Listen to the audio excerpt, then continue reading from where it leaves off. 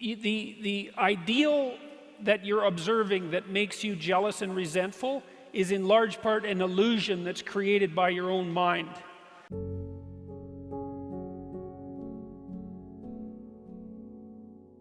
Well, the first thing I think you need to understand is that these people that you're comparing yourself to, you don't really know very well.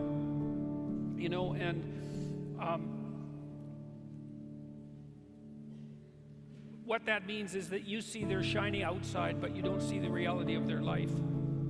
Maybe you're in California, see someone speeding down the road in a convertible Porsche, and you think, oh man, what a lucky bastard. And the truth of the matter is that he's thinking about wrapping his expensive sports car around the next cement pillar that he comes close to. You can't tell, and people have hard lives, and even people who are comparatively fortunate have hard lives. And so the ideal that you're observing that makes you jealous and resentful is in large part an illusion that's created by your own mind.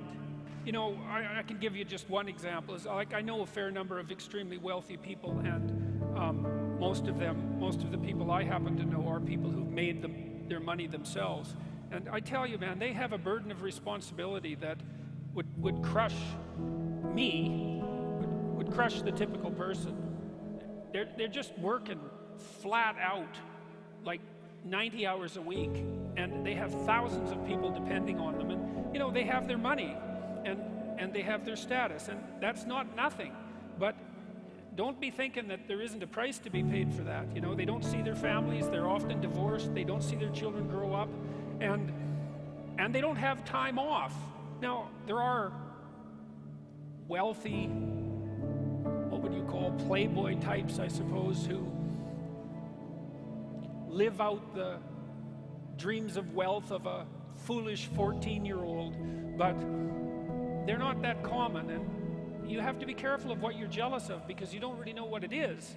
And then the other thing that's kind of useful is to understand that you're different from everyone else. And this is especially true as you get older. When you're 17 or 16 or something like that, comparing yourself to other people makes a certain amount of sense, because 16 and 17-year-olds, they're kind of the same, which is why when you go off to university, you can make friends so quickly. It's like, I'm just about 60. It takes me like 15 years to make a friend now,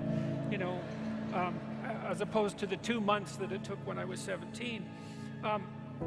You're quite different from other people, and you shouldn't be comparing yourself to them because they're not like you. They don't have your family. They don't have your temperament. They don't have your troubles. They don't have your abilities. The only person that has those is you. And this is why one of the rules, I think it's rule 4, is compare yourself to who you were yesterday and not to who someone else is today. And see, that's a game you can win, because you could be a little better today than you were yesterday. And that's a good thing. You're a little better. That's a good thing. And no doubt there are some things that you could improve. If you sit and meditate for any length of time about what you're not doing optimally, answers will spring to mind. You could be getting up earlier. You could be watching YouTube less, unless they're my videos, in which case you could be watching them more. But like, comparing yourself to who you are now, that's a game you can win. And like, I've seen this be effective in many, many cases in my clinical practice, for example. It's like you take stock of where you are, what your advantages are, what your disadvantages are, and then you start with a little humility on the path of incremental improvement. And incremental improvement compounds.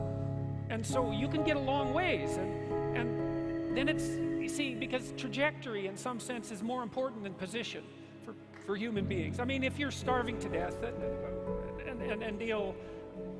that's not the situation that I'm describing. But if you've got the bare necessities of life, and so you're not surrounded by absolute privation, what you really want is to see that you're on an uphill path, something that's got the right slope, and you can start anywhere on that path, and you can improve 0.5% a day or 1/4% a day, and you think, well, that's not very much. It's like, it's 100%. If it's 1/4% a day, it's 100% 4 years. And that doesn't count compounding, you know, which means it's actually going to happen a lot faster. And that's duplicatable. Anybody can do that. Anybody can do that. It's not just applicable to the most talented person or the least talented. Anybody can do that. I think that the possibility that you can make yourself slightly better on a continual basis is, I think that's something that's accessible to everyone. I think that's equivalent to leading a virtuous life. And, you know, I talked about the terrible catastrophe in some sense of differences in intelligence and differences in conscientiousness and so forth, and the downside of the meritocracy, but there is something to be said for virtue and truth. You know, and that is one thing. Another thing that I've noticed about people who've been phenomenally successful is that they really do everything they can to live a truthful life.